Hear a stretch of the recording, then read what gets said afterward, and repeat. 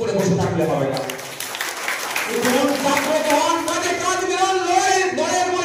গণতান্ত্রিক পদ্ধতিতে আগামী দিনে আমরা এই শুধুমাত্র এই ইনডোর প্রোগ্রাম করবো না, আউটডোরে প্রয়োজনে কলকাতার ডাক দেব, আপনাদের আসতে হবে। অসাংবিধানিক এই যে আপনার ওয়াকফ সংশোধনী বিল নিয়ে এসেছে, এটা আমি মনে করছি অসম্পূর্ণ অসাংবিধানিক, এটা প্রত্যাহার করতে হবে। এই ধরনের কোনো আমরা বিল মানবো না। এই দাবিতে কলকাতায় আমরা মার্চ করবো, আপনারা আসবেন তো? এটা শুধুমাত্র মুসলিমদের সমস্যা নয়, আপনাদের জানিয়ে রাখি, একটা ছোট্ট উদাহরণ দিলে বুঝতে পারবেন। একটা সময় কাশ্মীর কাশ্মীর কাশ্মীর, এখনো কাশ্মীরে অশান্তি হ্যান ত্যান, কিন্তু একটা কি হতো, ও মুসলমানদের সমস্যা আমরা জানি না, তাই তো? এটা করতে করতে এখন কোথায়? মণিপুরে 2 বছর ধরে মণিপুর জ্বলছে, 2 বছর ধরে মণিপুরে জাতি দাঙ্গা চলছে। যার একটা ফোনে বলে নাকি ইউক্রেন রাশিয়ার যুদ্ধ থেমে যায়, তাহলে সে আমাদের রাষ্ট্রপ্রধানের নাকি এক ফোনে ইউক্রেন আর রাশিয়ার যুদ্ধ করে না, চুপ যুদ্ধ বন্ধ করে দেয়, তাহলে আমার রাষ্ট্রপ্রধান মণিপুরের হিংসা থামাতে পারছে না। হ্যাঁ, তাহলে মনে হয় এখনো এই মণিপুরের সিএম কি এখনো ফোন মনে করেনি, লাইন এগিয়ে যাচ্ছে, তো ফোন করছে, তো ফোন ঢুকছে না। তো ব্যাপারটা হচ্ছে আমাদের ভাবতে হবে, আজকে মণিপুরে কোন ধর্মের মানুষ বেশি থাকে? খ্রিস্টান। তাহলে প্রথম কাশ্মীর টার্গেট হলো মুসলিম, এখন কাকে ধরেছে? খ্রিস্টানকে। এরপরে আবার কারো আসছে। আর এখন আমি অতীত থেকে শিক্ষা নেওয়ার জন্য বলছি, অতীত থেকে শিক্ষা নেওয়ার জন্য বলছি। কেউ যদি মনে করে ওয়াকফ মুসলমানদের সমস্যা মুসলমানরা বুঝে নেবে, অবশ্যই মুসলমানদের একটা সম্পত্তি, টার্গেট মুসলমানদের করছে, মুসলমানরা গণতান্ত্রিক প্রক্রিয়াতে এটা বুঝে নেওয়ার ক্ষমতা একটা বুঝে নেবে।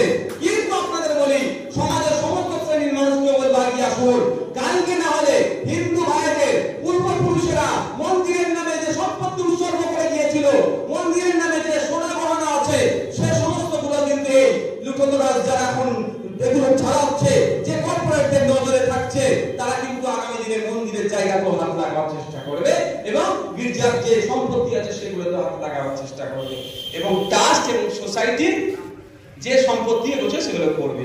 অ্যাকচুয়ালি ওয়াকফ বোর্ডের দিকে টার্গেট কেন, কি জন্য টার্গেট? আপনাদের একটু জেনে রাখা ভালো। ওয়াকফ প্রপার্টিটা হচ্ছে আপনার ভারতবর্ষের 3য় বেশি সম্পদ আছে। প্রথম হচ্ছে ইন্ডিয়ান আর্মি, ইন্ডিয়ান আর্মি এবং ভারতীয় ওয়াকফ।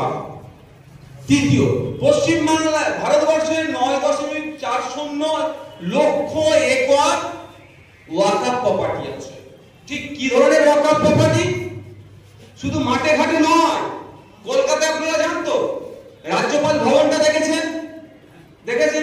ওটা কার সম্পত্তি? মানে কলকাতার ওই প্রাইম জায়গাতে ওখানে 1 কাঠার দাম কম করে 1 থেকে 2 কোটি টাকা। টাকা থাকলে ওখানে জায়গা পাওয়া যায় না। কত বিঘে আছে বুঝতে পেরেছেন? ওটা ওয়াকফের।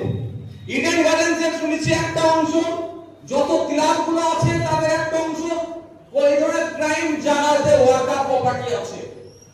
শুধু পশ্চিমবাংলা, সারা ভারতবর্ষে সবথেকে বেশি ওয়াকফ প্রপার্টি আছে উত্তরপ্রদেশে, তারপরে আমরা ওয়েস্ট বেঙ্গলে। তো এইগুলো কর্পোরেটদের নজরে পড়েছে। পুঁজিপতিদের দরকার, আর পুঁজিপতিদের দালাল, পুঁজিপতিদের আপনার ভিত্তি হিসেবে পরিচালনা করার চেষ্টা করছে কাদেরকে? বর্তমান যে সরকার কেন্দ্রে চলছে, পুঁজিপতিদের জন্য তাদের হাতে তুলে দেওয়ার জন্য নতুন আইন সংশোধন করার চেষ্টা করছে। তো আমরা একে সংশোধন কোনোভাবেই হতে দেব না, কারণ এই ওয়াকফ প্রপার্টি মুসলিম সমাজের পূর্বপুরুষেরা ধর্মের নামে, মাদ্রাসার নামে, মসজিদের নামে উৎসর্গ করে গিয়েছিল, এতটুকু আমরা জানি। কিন্তু আপনাদের বলে রাখি, এই নয়, আরো বেশ কিছু কারণ আছে। ওয়াকফ একটা দেখবেন, এবং কারো বাড়ি যদি ওই ওয়াকফের ডিড থাকে, আর 5 মিনিট বক্তব্য দেবো, কারো বাড়ি যদি ওয়াকফের ডিড থাকে, খুলে দেখবেন পূর্বপুরুষরা কি করে গিয়েছে। আপনার এলাকার গরিব মেয়ের বিয়ে হচ্ছে না, ওয়াকফ সম্পত্তি থেকে দেওয়ার কথা বলা আছে। পড়াশোনা থেকে ইমামের মাইনে, হাফিজের মাইনে, মাদ্রাসা, মসজিদ, এক কথায় কমিউনিটি এগিয়ে যাওয়ার জন্য দেওয়া আছে। ওই সম্পত্তিতে অবৈধভাবে হস্তক্ষেপ করবে, মেনে নেওয়া যায় না।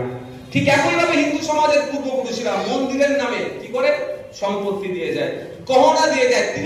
তিরুপতি মন্দিরে কত কেজি গহনা আছে, হিন্দু সমাজের পূর্বপুরুষেরা দিয়ে যায় ভক্তি ভালোবেসে, ওই সম্পত্তিতে হাত মারবে আমরা মেনে নেব? কোনোভাবেই মেনে নেওয়া যায় না। শুধু আমার কথা বলছি না, দেশের অর্থমন্ত্রী নির্মলা সীতারামনের একটা আর্টিকেল লিখছিলাম, তিনি তামিলনাড়ুর বিষয়ে, তামিলনাড়ুর কোন একটা মন্দিরের বিষয়ে বলেছে এতে স্টেটের হাত দেওয়ার ক্ষমতা নেই, স্টেট হাত। আচ্ছা আচ্ছা, মেয়ের বোনের তাহলে কজন হলো? 7 জন মনে হচ্ছে, হ্যাঁ 7 জন, 6000 টাকা মাইনে। আবার রেজিনা তোমার বোন যেখানে চাকরি করে বাড়ি থেকে 40 টাকা যাতায়াত লাগে, কথা বলে সেটা বেশি ইফেক্টিভ হবে না? কিন্তু আমি এর প্রস্তাবটা রাজ্য সরকার কিছুটা মেনেছে, এখন মানেনি, বাকিটা মানাতে হবে কিভাবে? যে যে ভাষায় বুঝে তাকে সেই ভাষায় জবাব দিতে হবে, বোঝাতে হবে। যে যে ভাষায় বোঝে তাকে সেই ভাষায় জবাব দিতে হবে, অন্যথায় কি করবে? বলা হয়েছে আমাদেরকে সরকারি চাকরি দিয়েছে। আমার বোনের কথা শুনেছেন? আমি এর অনেক আগে বলে বেরিয়েছি এটা, যে আফরাজুল ভাইয়ের মেয়েকে আমাদের আপনার কি বলে মেয়েকে সরকারি চাকরি দিয়েছে, কিন্তু 6000 টাকা মাইনে। বিশ্বাস হলো তো?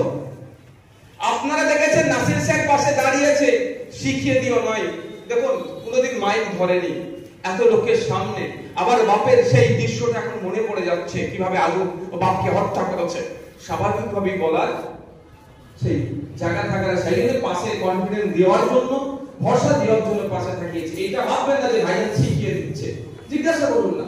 আর যদি অসত্য কথা বলে, আমি এখান থেকে মালদা থেকে তৃণমূলের এখন বড় বড় নেতা আছে, অনেক হুমকি চুমকি অনেক দিচ্ছে মানুষকে, সেই সমস্ত বহুবারী নেতাদের বলছি, অত দম থাকলে আমরা আফরাজুলের মেয়েকে ওর দিদিকে একটা সরকারি চাকরির ব্যবস্থা করে দিই, তাহলে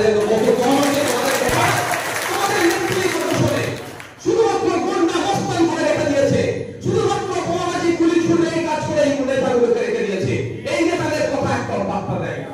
টিভির ইতিহাস বাদ দিন, ভারতের ইতিহাসে সরকারি চাকরিতে 6000 টাকা মাইনে আছে? এটা কন্ট্রাকচুয়াল জব। আগামী দিনে যদি বার করা যায় কিছু করতে পারবেন না।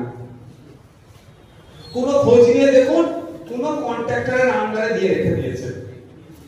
একটু বিস্তারিত গেলে কন্ট্রাক্টর চেঞ্জ হলে যদি চেঞ্জ করে দেয় আর চাকরি গেল, তাহলে ভাবতে পেরেছে। আর সেই সময় কি করছিল? সবাই কাঁদছিল আফরাজুলের জন্য। যাকে কান্না পায়নি সে চোখে বাম লাগিয়ে, মমতা দিদির মতো লোকেদের খোঁজ নিয়ে দেখুন, চোখে বাম লাগিয়ে কেঁদেছে। আর কি বুঝিয়েছে? তোমারই আমি আসল বন্ধু, তোমারই আমি সাথ দেবো। আর আমরা কি ভেবেছিলাম? সত্যি। আমি এখনো বলছি সময় আছে, এখনো বলছি সময় আছে।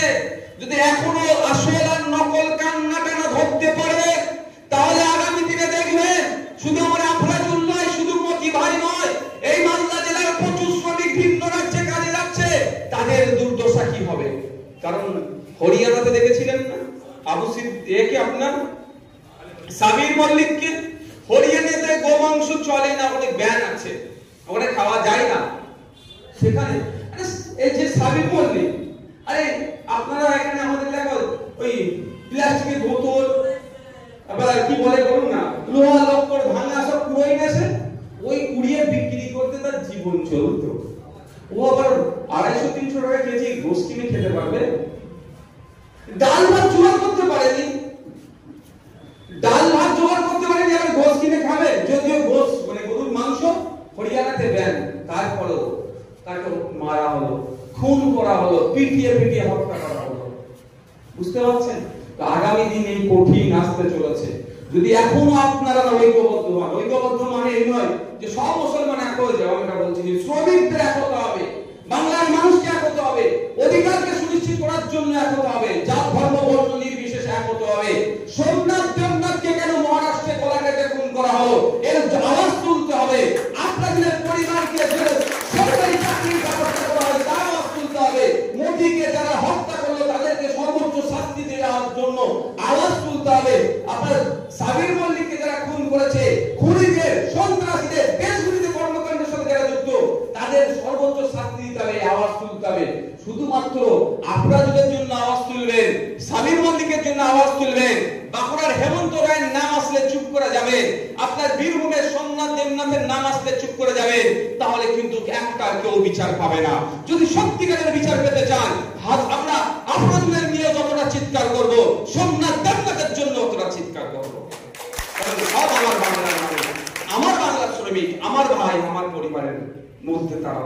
তা বন্ধুগণ, আমি আজকে ঘুরে আসলাম, সত্যি আমাকে অবাক লাগলো যে আমরা কোন রাজ্যে বসবাস করছি।